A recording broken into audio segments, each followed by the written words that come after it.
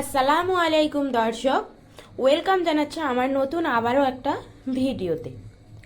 আজকে আসলাম আমার মেয়েকে আমি মুরগির কলিজা রান্না করে দিয়েছি, সেটা তোমাদের সঙ্গে শেয়ার করব।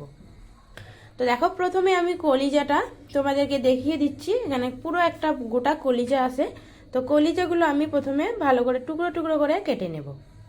তারপর কলিজাটা আমি এখানে লবণ দিয়ে একটু কষলে কষলে ঢাকনা দিয়ে ঢেকে রাখবো।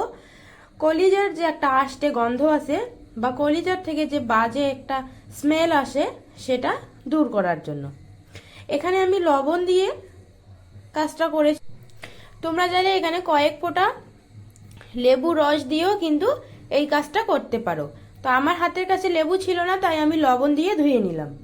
লেবু দিয়ে ধুয়ে নিলে আবার একটু বেশি ভালো হবে, কারণ লেবুর যে একটা সেন্ট আছে সেটা কিন্তু থেকে যাবে আর সেটা খেতে খুব সুন্দর লাগবে।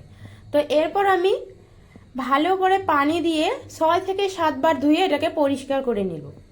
তারপর কড়াইতে তেল দিব, রান্নার তেল। এখানে দিয়ে দিব গোটা তেজপাতা আর ছোট এলাচ।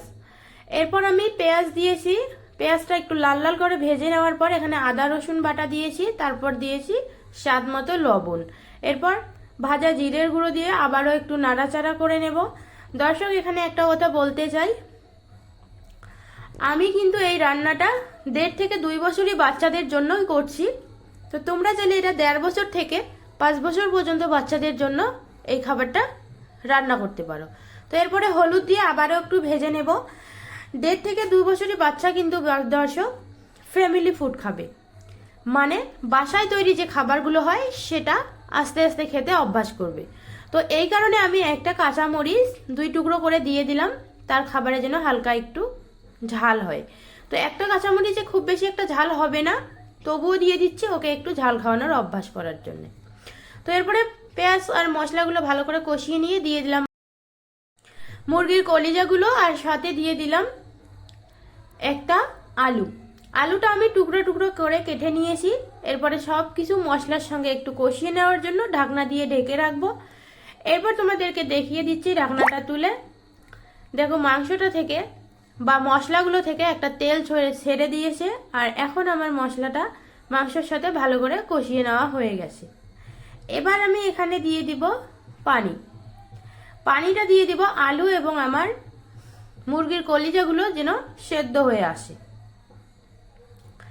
এই পর্যায়ে ভালো করে নাড়াচাড়া করে আবারও ঢাকনা দিয়ে ঢেকে রাখবো, আলুগুলো যেন বেশি করে সেদ্ধ হয়। তো আবারও তুলে নিচ্ছি।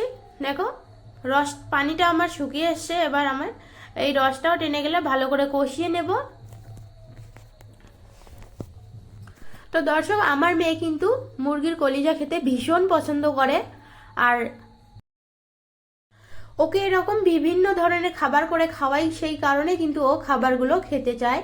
আর খাবারের প্রতি যে একটা অরুচি সেটা কিন্তু আমার মেয়ের নাই। ও কিন্তু সব ধরনের খাবার খেতেই অভ্যস্ত। এবার আবারও একটু পানি দিয়ে মাংসটা আমি একটু রস রস করে রান্না করে নিয়েব, যেন ভাতটা আমি মাংসের ঝোল দিয়েই মাখিয়ে তাকে খাইয়ে দিতে পারি। তো এবার দেখো, এক বাটি ভাত নিয়েছি, আর নিয়েছি কয়েক টুকরো আলু, আর নিয়েছি 2-3টা কলিজা। এখন এটা আমি আমার মেয়েকে খাইয়ে দিব। এটা আমি আমার মেয়েকে রাত্রিবেলা খাইয়েছি। তো কিন্তু ভীষণ সুন্দরভাবে খেয়ে নিয়েছিল।